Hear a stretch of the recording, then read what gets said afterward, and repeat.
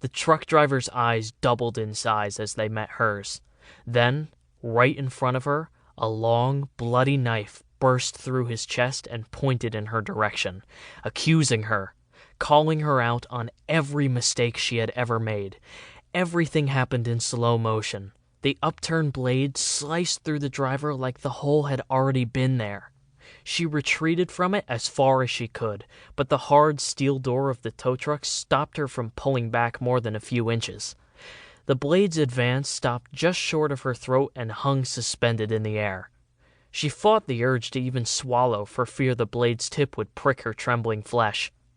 After taunting her for what seemed like decades, the blade suddenly retreated, disappearing back into the driver's blossoming chest just as quickly as it had appeared.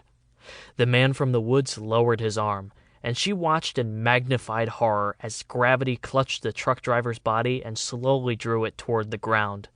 Finally, with a wet sucking sound, the lifeless corpse that had been so threatening only seconds before slid off of the curved, sword-like knife and crumpled into a ruined mass at her feet. The suddenly free knife didn't just drip blood. The gore ran down the length of the blade in waves, as if the steel itself had been wounded.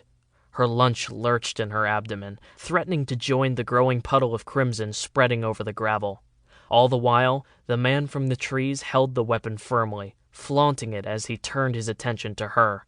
His wild eyes looked into hers, and instantly she saw his plan.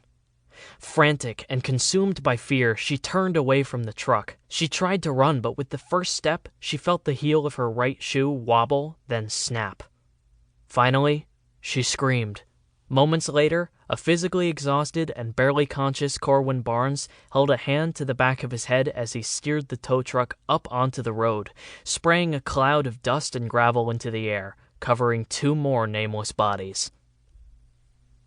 Blackened, a fast-paced continuation of the terror begun in McWhorter's Bone White. Luke knows 2 unfortunate truths. Sadistic killer Corwin Barnes is still out there, and someday he'll come calling. A year ago, Luke put an end to Barnes's barbaric bone harvesting operation, but it wasn't without consequence. With a team of doctors, Luke has finally dealt with his heart-wrenching losses and the heinous crimes he uncovered. He's getting on with his life, but his nemesis hasn't done the same, and Luke could never imagine just how brutal Barnes can be.